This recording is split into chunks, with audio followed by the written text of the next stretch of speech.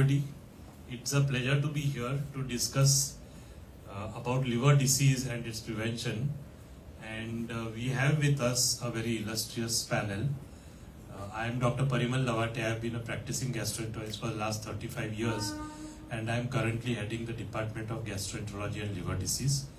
We have Dr. Richa here, who is head of the Department of Nutrition, and she's been in practice for about 20-25 years. We have our young Dr. Pratik Sethiya, who comes with fresh ideas, and he's been practicing for 5 years. And Dr. Deshmukh is head of the liver transplant program at Jehangir Hospital. So today what we are going to do is, we are not really going to discuss on treatment of liver disease once it occurs, but we want to know what we should do to keep our liver healthy and how we can prevent disease from happening to the liver, and what are the ways in which you can have some early warning signals where you can screen these patients or do something so that you can prevent the disease from happening. So it is predominantly focused on wellness of the liver, prevention of progression or early diagnosis of liver disease. So as all of us know, I think the liver is a metabolic powerhouse in our body. It is amongst the two largest organs in the body, namely the brain and the liver. By and large, most people will have a liver which weighs about 1.5 kilograms. And it does almost about 100-120 functions throughout the day. Very important is that it works very silently. So you really don't know that the liver is doing its work. And for people who are not very aware, it is actually located behind your right rib cage. So you have the liver located over there, and it does various types of functions. So there are primarily 2 or 3 types of functions which the liver does. One is a synthetic group of functions, and then all the blood from the intestine flows into the liver, and so it helps in digestion and it also removes various toxins. So I think we'll start with Pratik, and if you can just briefly tell us about what does the liver do and how does it keep you in good health? So basically, the liver is the largest solid organ of the body. As the sir described, it's almost 1 to 1.5 kgs. Right from your day-to-day activities, building blocks, synthesis of albumin, proteins, defining the bile transport, then a lot of the reverse carbohydrate metabolism, the lipid metabolism, the carbohydrate pathways. This all the liver has got involvement in each and every organ of our body. It's connected right from energy synthesis to energy expenditure to right from getting the triglycerides to your fatty deposition to your fat reversal. So basically liver has got a lot of factors. In blood it helps in coagulation, it helps in coagulation factor synthesis, which are vitamin K dependent, and a lot of other building blocks of body are also being the proteins also have been synthesized by the liver. So basically liver per se has got involvement in all metabolic functions of our body. It helps in building blocks, it helps in coagulation of our blood, it helps in oxidation, it helps in energy breakdown. So right from all systems, I think the liver is involved. So Richa, if a person is fasting and he's not been eating, I believe the liver is the source of energy for these patients. Absolutely, sir, because first of all, if we are not eating and we are on starvation, it's our glycogen stores which starts getting utilized, and which happens from the muscles and the liver. And then our fat will come into the picture, and the oxidation of fat will come into the picture. But what we need to know, many people, sir, are relating, weight loss or weight management with starvation. And for that one reason, they are skipping meals, they're not eating appropriate. But these are extreme diets that one is following, and I don't think one should be. True. I think so they should do it with proper advice. Absolutely. They should keep the background medical condition in their mind and then only do all this. Absolutely, because they are extreme diets with low calories. Very point is very well taken. Yes. Now, we speak about the liver functioning very silently and it is doing so many functions. Now, there are very few doctors who have an opportunity to know what is happening to the body after the liver is removed actually.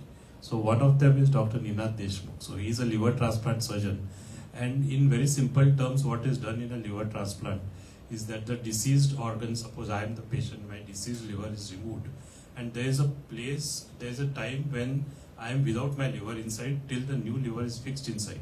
So what is it? Is it a really chaotic situation when the liver is removed? Yeah, that's a great question actually. During a transplant, we actually, in the first phase of transplant, we remove the organ that is completely diseased. It's a hard cirrhotic liver, and then we put the new liver, a part of a new liver, which is from a living donor, or a complete liver from a brain dead donor. So during that time, actually the person is kept alive without practically any liver function. And it's a very chaotic situation. The blood pressure is going up and down, the metabolic parameters, the glucose may be changing, the acid-base balance, the bicarbonates, and many other functions actually keep on fluctuating. Fortunately, we have a great anesthesia team who is monitoring all this and giving appropriate medications to keep the patient alive till we actually do the transplant and till the new liver starts functioning. So suppose you assume that you don't do a transplant for explanation and your liver is removed, how long will that patient survive? Oh, that patient will not. Minutes? Yes. I think a patient will not survive without any medications for not more than few minutes actually. So very important. So the liver works silently, keeps us healthy. It is our job to keep it healthy, and that's a point of discussion today. And we know that if it is removed, you can't survive for a few minutes also. Now, we need to know that we are talking about wellness of the liver, and we are trying to understand how it keeps us healthy. So when it gets diseased, or when something happens in the early stage, what are the ways in which the liver will announce that I am not well, and it tells the person in whom it resides that you have to do something. So Pratik, what are the early symptoms? So we are not talking about viral hepatitis, we are talking about these chronic diseases, where how will it announce that it is not well? Is it decreased appetite, fatigue? Just a few symptoms if you can highlight. So most importantly, I think what needs to be classified is whether he's actually having symptoms or not. Because many a times, sometimes like NASH, the majority of the symptoms are asymptomatic. So most commonly, that patient might not have any symptoms also. So that's the first point. But then with patients not having any symptoms, should they be neglected? Not, of course. You should monitor liver function test. If they are deranged, you should identify what is the cause of this function. Secondly, if patient is having a little bit of fatigue, early fatigue, nausea, aversion to appetite, these are the very early signs picked up. And clinician should always judge that patient is having nausea, aversion to food, lack of appetite, early decreased weight. These are red flag signs for liver, I think, so that needs to be picked up. And lastly, most importantly, getting the liver diagnosis right. What exactly is the cause of hepatitis, or what exactly is the cause of the liver function involvement, whether it's malignancy, whether it's hepatitis, whether it's some autoimmune disease, whether it's some simple non-alcoholic steatohepatitis, or it can be simple dyspeptic complaints. Like patient might have just bloating or reflux, which may be a very common feature of non-alcoholic fatty liver disease associated. So you need to identify, sir, what kind of symptoms are there. So Ninad, would I be correct if I say that we talk about the liver announcing itself as being unhealthy? It doesn't happen very commonly in a lot of patients, and it can run asymptomatic, right? Correct. And Correct. probably when you see the patient with liver cirrhosis who is heading for the transplant, he's in quite a late stage. So we'll be discussing about this a little later. So like Pratik mentioned, I think there are 2 or 3 common causes of cirrhosis or liver disease which we see in practice. The first is alcohol, which is very important. The second is viral hepatitis, which can be hepatitis B or C. And then there are certain diseases like autoimmune disease and so on and so forth. Now, Richa, as a nutritionist, is there any other group of patients? Yes, absolutely, so bang on, because nowadays that we see, we are talking about advanced stages of liver, but it is as a very hidden disease. We see the first aspect being fatty liver. What is fatty liver? Is your accumulation of fat around your liver, And that is the basic of it, which people take it very casually when they come for general health checkups. When we see people coming with metabolic disease or associated diseases like, say, hypertension, dyslipidemia, obesity, especially abdominal obesity that we see, or adiposity that we see, or we also see patients coming with dyslipidemia. We see these patients coming in and having fatty liver along with that in just a USG of fatty liver grade 1 or grade 2. I think some more screening needs to be done to identify these patients earlier in life, so that we can have the intervention in place. We can have our lifestyle strategies that can be introduced to these patients. So I think, so when we are seeing in our wellness, when a person or an individual is coming up with just a routine checkup, they come with these metabolic.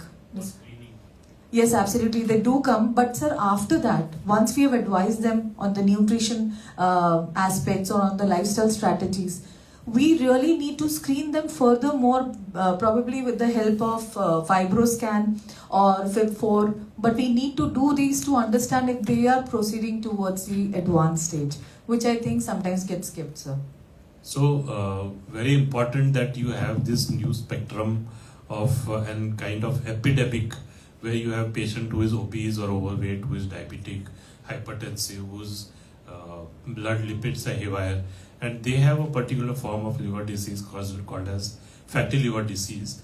And that is something, like you rightly said, one should not take very casually, neither the patients nor the doctors who are going to treat such patients. So one killer which we mentioned, which is very common for causing liver damage, is alcohol. So to put things in perspective, there are a lot of people who feel that alcohol is good for the liver, and which is a completely wrong idea, and I think that should be done away with. But to simplify things and put things in perspective, one needs to know how much amount of alcohol you need to take to have 10 grams of alcohol. So if you take 10 grams of alcohol, you will find it in about 30 to 40 ml of hard drinks. You will find it in about 120 ml of wine, 120 to 140, and you will find it in about 360 ml of beer. So this is 10 grams. So you have to remember that once you start exceeding 20 grams on a daily basis, that is the time when it starts affecting not only your liver but so many other organs. So how commonly do you see alcoholic liver disease, and how much of liver disease that you see is alcoholic? To me, I think if I ask Nina, viral disease is coming down, and predominantly it is alcohol and fatty liver disease. Absolutely, sir. So I absolutely agree with you. And suppose I see 10 patients of liver disease in a day, 5 to 6 will be of alcohol, 3 to 4 maybe of maybe fatty liver, and maybe 1 or 2 maybe some autoimmune or maybe Budd-Chiari syndrome or maybe some other rare infiltrative disorder of liver. So that common is of alcohol, because people think that alcohol, 1 drink, 2 drinks is all right. But I think it doesn't stay at that. It goes beyond that, and it goes oftenly beyond that. That's why they land into liver cirrhosis. And the majority of them actually have an overlap of alcohol as well as non-alcoholic steatohepatitis. So many people are obese and many people have got a fatty liver, plus they are having an alcoholic involvement. So it becomes an ash and mash, basically combination of both alcohol as well as metabolic fatty liver. So these populations are basically very notorious, and to control them or to maybe to counsel them maybe is a little head-on task. And the treatment wise also, the response to withdrawal of alcohol and decreasing of weight and all, it takes a longer time. So people also get tired, say I'm doing everything but still my weight is not getting lost, and I've stopped alcohol now, still it is not getting over. So I think very important point which you made was that you can have a combination of fatty liver disease which is related to diabetes, overweight, and you can have the patient who is further adding fuel to the fire by taking alcohol. So about alcohol, I think you have to remember 2 or 3 things. One is that the damage is dose dependent. So more you take, more likely you are going to damage. The second is, like he said, if you have an additional liver comorbidity like fatty liver, it is going to damage the liver more. The third thing is, many times people don't realize that it is not only the amount of alcohol, but it is the tendency for getting addicted to it. So it may start with a casual drinking and go on to a proper alcohol use disorder. And lastly, I think people who already have liver disease. So we spoke about 10 grams in that much alcohol. But if a person has liver disease actually, which has already occurred, that 10 grams will be like almost taking 50 or 60 grams. So a small amount can damage the liver to a far greater extent than in a normal person. Now, actually, if you look at all these causes, so you speak about alcohol, you speak about metabolic liver disease, you speak about viral hepatitis. So are these not really preventable diseases? So if you talk about alcohol, Pratik, what is the message you would give? So people who are social drinkers and people who already have liver disease. Red wine, because that's a myth that people have, that red wine. The last part, yeah. So I think alcohol intake has gone up because people have started socializing and it has become a medium of socialization. So I think everyone should get it right whether you need actually a drink for socialization or you actually need only socialization. So I think should be a clear message from here. The medium of socialization should be very clear, and I think the shift of paradigm from the younger generations that let's meet up for maybe a cup of initially was a coffee, now I think it's a glass of wine or maybe a glass of beer. So I think everyone needs to understand that you need to have that, but I think on fewer occasions, like you're taking for someone else's wedding, or maybe you're going for some occasion. So maybe once or twice in a month you're taking it, then that's all right. But I think every weekly people keep on doing it. Once in a week I take, maybe once in 15 days only I take 3-4 drinks. But I think that's not the answer to it. I think what initially used to do is socialization, you do it, but you do it with some other drinks. That's what I would like to give a clear message to. So although all of us have quite a lot of knowledge about alcoholic drinks, I think on a lighter note, all of us are teetotalers, and the knowledge is more pertaining to our medical advices rather than personal experiences. So this is about alcohol and its prevention. About viruses, we have hepatitis B and C as the common viruses. So which is the one which is quite preventable?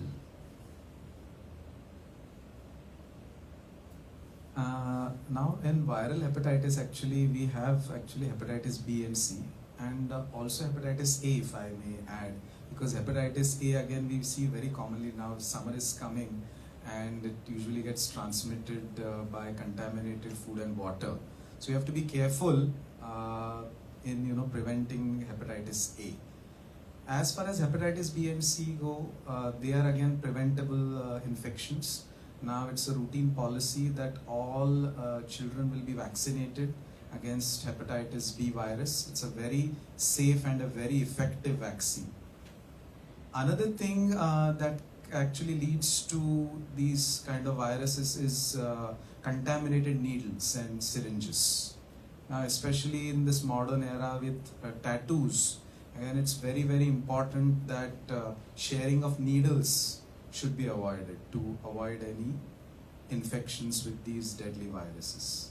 I think what you're saying is very correct, because I recently saw a young man and who was diagnosed with hepatitis C, and the first question I asked him was, have you recently had a tattoo? And he said yes.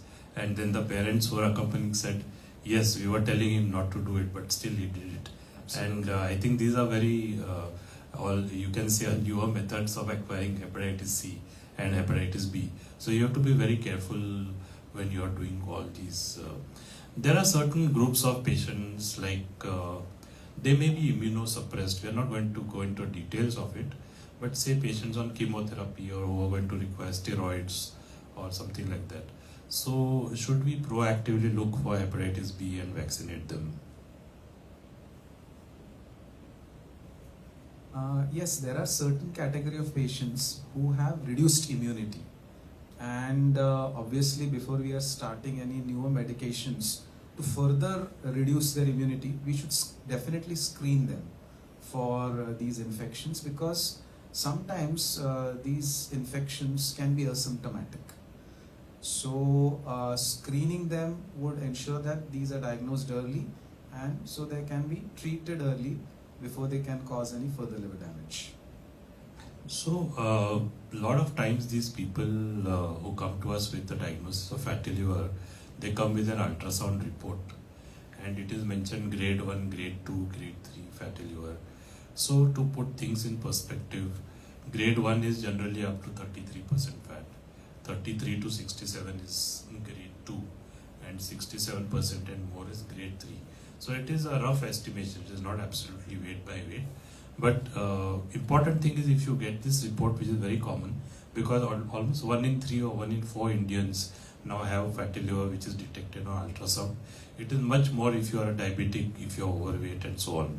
So we spoke about prevention of viral liver disease. We spoke about alcohol and caution for the young people when they take alcohol.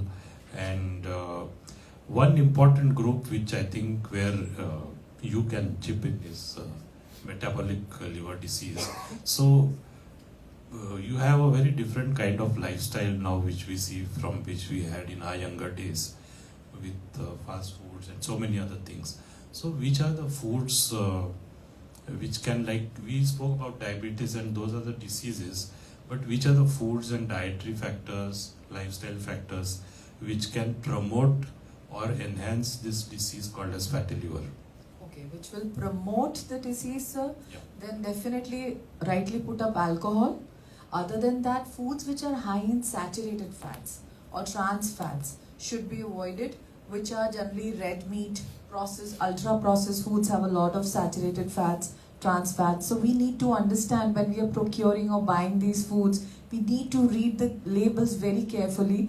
Then we need to also look for hidden sugars, hidden additives in these ultra processed foods, especially these beverages which are sugar sweetened beverages. Now all these foods which are sugar sweetened or having a lot of saturated fats, having trans fats, having alcohol, etc., definitely can promote this kind of disease and can lead to advanced stages of the disease. However, sir, there are a lot of things which one can include to keep this disease at bay.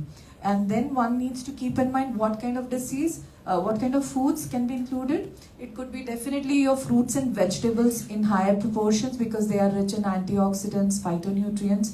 So basically you're looking at Mediterranean style of diet, which is high in fruits, vegetables. You can include lean meats rather than red meat.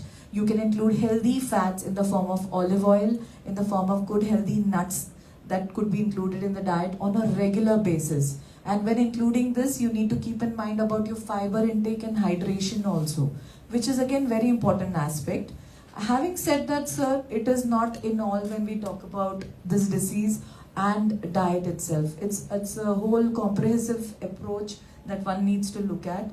So definitely, with the sedentary kind of lifestyle that we see nowadays, it becomes very difficult for us to take out time for some kind of physical activity. So what the guidelines generally suggest is around 150 minutes of moderate intensity exercise per week that one should be doing in. So that even including your walking, jogging, some sort of exercise would definitely help in decreasing the fatty liver.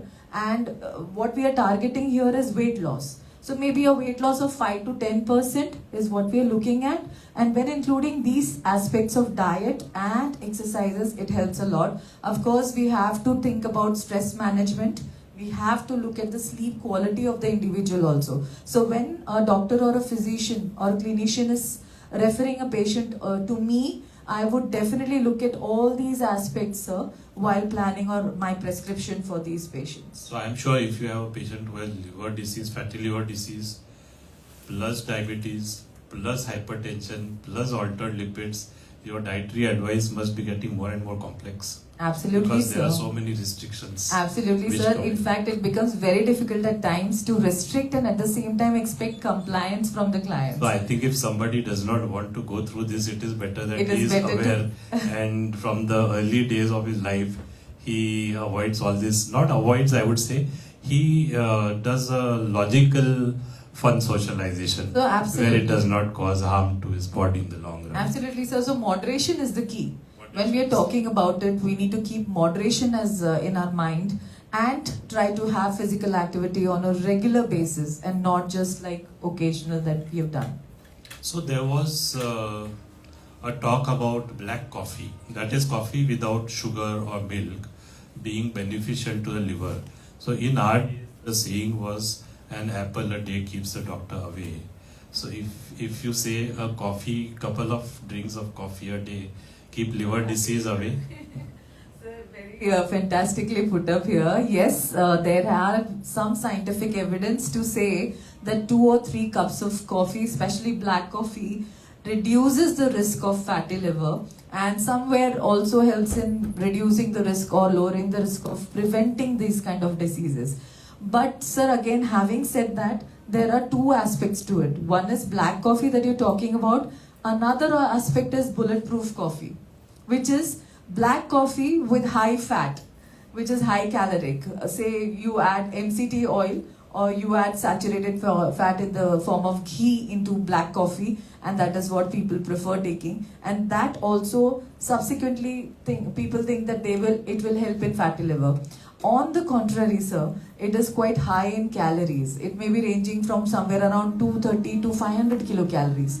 So it is as good as replacing a meal, which I don't think somebody should do, because then you're landing up getting calories, getting these saturated fats. Rather, you're not getting the nutrients, you're not getting the vitamins, minerals, or the fiber that you would get from the meal. So there are 2 concepts to it. So black coffee or coffee, 2 coffees or 3 coffees, yes, there is some scientific evidence. Black coffee. Yes, sir, pure. So other thing you have to remember is when you take alcohol, the calorie count of alcohol is 7 calories, so per gram. So it is between carbohydrates. They are called the empty calories because, like she said, it gives a lot of calories and it does not contain any vitamins or any nutrients. So you find a lot of these alcoholics who keep on taking alcohol, they start getting fatter and fatter because they don't realize that alcohol is a source of calories. A little before the last few questions are ending, we speak about processed foods.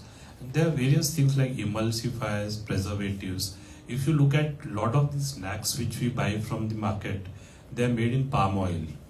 And what do you have to say on this? So we are not in the anti-palm oil lobby, but what is the scientific thing about palm oil as such? How healthy is it? I'll just begin with it and probably you can pitch in then, sir.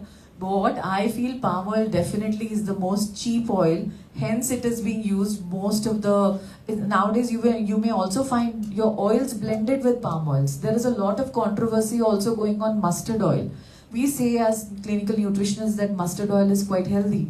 But we see a lot of places palm oil being added to it so that to give cheap quality of mustard oil. Hence, reading the labels carefully becomes important.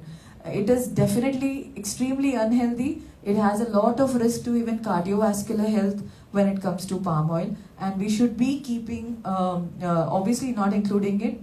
We need FSSAI or our government to have more stringent rules to have a check on these products, because nowadays we are talking about everybody busy, sir. So we know the easy thing is to get processed food or to get something which is ready-made to include it. So we need to see what is healthy, what ingredients are being included in it, and then procure it. So the other thing which you mentioned was hidden sugars. So people don't realize that even when they're eating things like ketchups, there are a lot of hidden sugars in a lot of these foods. So Absolutely. any quick comment on? Absolutely, sir. In fact, not just the ketchups, all dips, ketchups, jams, markets. Now, when you have sugars, they are with different names. 100% Yes, sugar sir. free. Yes, What sir. does it? Is it safe to take? So no, definitely not, sir. But when you're saying natural juice without sugar, it may not have sugar. It will not say the name sugar, but it will have different names. It would be dextrose. It will be other names like sugar alcohol names, which the consumer may not understand is going to be acting as sugar in that particular drink. And remember, it is lot of empty calories like sir was stressing on. So you need to remember, rather than including that, include 2 or 3 fruits in a day, include and have an approach which is more wholesome and less processed is what one needs to keep in mind. So we had a couple of patients who said, now I have stopped alcohol and I want to reduce weight and I am taking about 8 cans of zero whatever Coke. So how safe is it? Absolutely, sir. It is not safe when we say even talk about zero. These products which come. I won't name the products with zero sugars, etc. Because they have artificial sweeteners added in them. And when people think that they are not having any calories when they are having these, they are including a lot of artificial sweeteners. They need to know, even if it is under the limits, it is going to have an impact on your organs, especially liver, because it is going to be detoxifying as already specified as one of the functions. So you need to include moderation being the key and have mindful choices, wiser choices of food when you're making it. So we are coming to the end of this discussion. Now, as a liver transplant surgeon, I'm sure you see people they are termed as end stage liver disease. That means their liver is not functioning enough for them to survive, and that is why they need a new liver. So what are the various ways in which you can screen for liver disease? So you can screen the whole population, which may not be practical, but there are certain groups and which are the newer tests where you can detect very early that there is some hardening in the liver. Yeah, as we discussed earlier also, most of the liver diseases in their initial stages don't have any symptoms. So it's very important that we understand that there are few individuals where the risk of liver disease is high. So if somebody is overweight, if you have long-standing diabetes, again we talked about unhealthy lifestyle, the sedentary lifestyle with Western kind of diet. So in these people we can actually screen for liver diseases. We can do blood tests called as liver function tests, and second is something called as a fibroscan. So essentially it's a non-invasive test wherein we detect what is the stiffness of the liver or what is the fat content of the liver. It's a very kind of an easy test to do. It is absolutely painless, and we can get a report saying what's the condition of the liver, and we can do something to prevent further liver damage. So there you can categorize patients into some groups like low risk, medium risk, high risk. Or what do you do after a fibroscan report? Right. So once we get the fibroscan report, then obviously that report needs to be seen by a liver specialist. And obviously there are this low, intermediate and high risk patients. And depending on the risk stratification, obviously, and depending on what the cause of the liver disease is, we will again give specific treatments.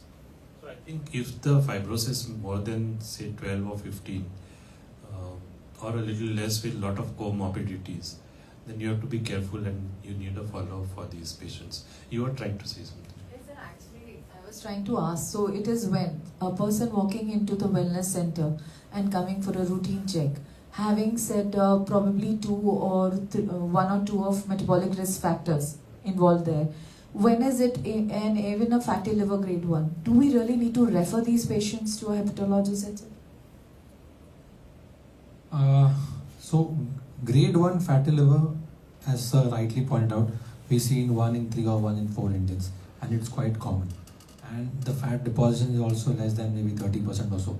So most importantly, with the grade 1 fatty liver is associated with some comorbidities like diabetes or maybe obesity, and how are his liver function tests.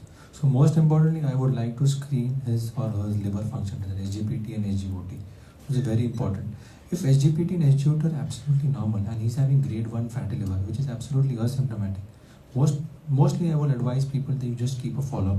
If he's quite obese, if his BMI is more than 25, Indians usually have a central obesity, his waist to hip ratio is quite high. I would like to advise him that to let him get on a little bit of weight loss. Maybe 5 to 10% of the weight loss is quite sufficient and evident enough to decrease the fat liver inside the thing. And of course, monitoring with a fibroscan. I think these patients basically are the majority of the population which we usually encounter. And I think there should not be too much of scary atmosphere between the public that I've got a fatty liver, so I'm going to be going to be a liver transplant in next 10-15 years. So absolutely not. You just amongst the healthy ones, and you just need to monitor yourself. Just keep up the diet. If you have any comorbidities, meet a physician, manage your diabetes properly, control your weight, and a little bit of your obesity. Maybe 5 to 10% of weight loss is even quite sufficient to decrease the fat liver. And I think that's the key and straightforward message I think from here. So I think if you look at people with metabolic fatty liver disease or fatty liver disease, there's a long window of opportunity for correction. So it is not that somebody gets fatty liver today and next 2 years he gets cirrhosis. He will get it after a decade or so. And during that period, he has enough time to control his diet, lifestyle, correct, stop alcohol, do all these things. And it is quite a preventable thing. And Yeah, you have newer drugs which have come for obesity, which we will not discuss, of course, but they also have been shown to be very promising for a person to lose weight. I think the important message is that fatty liver is basically a lifestyle disorder. So getting the lifestyle right, as we discussed earlier, is extremely important. So I think we had a very fruitful discussion, and it was predominantly aimed at, we looked at how the liver keeps us healthy with so many functions. We looked at how it announces that it is not doing well. But very importantly here we mentioned that there are a lot of people who may not have any complaints related to liver disease, and they may directly present with end-stage liver disease. And there are certain groups, like she mentioned, who are obese, diabetic, who have some high-risk behaviors. They need to be screened at an early stage for liver disease. Having said that, I think amongst the 3 common causes of liver disease, viruses, fatty liver disease and alcohol, at least if you put it on paper, all of them are quite preventable, and they can be reversible with treatment at the right time. And so it is very important that all of us become aware of the liver as a very important organ, though a very silent organ. And this is not to scare people who are hearing this, but like you call hypertension or high blood pressure as a silent killer, even fatty liver disease is eventually going to be a silent killer, especially if you have so many comorbidities. So we'll do a little quick fire at the end, and only just yes or no or a comment on it. So a lot of people tell me that I have fatty liver disease and I am taking about 120 to 240 ml of red wine per day, and it is keeping my liver healthy. True or false? False, absolutely. The second thing is there are a lot of people who take alcohol and they take a certain tablet which I'll not name, and they say I take that tablet and I take alcohol and I'm doing well. So what is your take on that? That's absolutely false. There are people, we discussed this a little, but who have liver disease and their relatives say, no, you don't take turmeric, you don't take pumpkins, you don't take mangoes because they are all yellow colored. Your jaundice will increase. It's absolutely false, a myth. So any comments from each of you before we end? As a nutritionist. So I would just say that keep your lifestyle healthy, and for that have a proper routine of a balanced meal or a diet with good physical activity. Keep yourself active and moving, and that's what would be my message for having a healthy liver. I think there would be 3 key messages. One is primordial prevention, as we always say in our preventive and social medicine, that is health promotion and specific protection. You improve your diet, you improve your lifestyle, and you don't get a fatty liver. Then what is primary prevention is, then you have a vaccination for hepatitis B, then you follow a proper lifestyle, and you manage your diabetes well, so that you don't prevent the complications. And what is secondary prevention is prevention of complications. So I think prevention of complications is very important when you have a liver disease. So primordial prevention, primary prevention, secondary prevention, and lastly tertiary prevention, whether we can prevent death or whether we can just palliate it. I think that's the very last part. But I think what we need to concentrate and we need to classify patients accordingly, or maybe general population, is to promote your liver, to have a disease per se and diagnose it and treat it accurately, and then to prevent the secondary complications. I think, and obviously, as we discussed earlier, liver diseases can be asymptomatic in the initial stages. So there are very painless screening tests available. to diagnose liver disease at the earliest, so we can diagnose them and we can prevent further liver damage. So it's a very painless and a very quick test called as a fibroscan, and like blood tests, liver function tests. So again, that again needs to be kept in So mind. another name for fatty liver is NASH, which is non-alcoholic steatohepatitis, which is NASH, and in Marathi you can call it as NASH, which is destruction. So people say that if you don't take alcohol, but you have a wrong lifestyle, you end up having NASH, that is non-alcoholic fatty liver disease or steatohepatitis. And if you continue to take alcohol, it is VNASH, which is the highest degree of destruction. So I think with this we will end this talk, and it was indeed a great discussion, and I hope it is useful to viewers who see this, and I think we'll soon come up with some similar discussion on some aspects related to treating liver disease once it has already happened. So today we saw how to prevent liver disease and keep your liver disease healthy. And I thank all my panelists for their interaction, and it was great interacting with you. Thank you very much.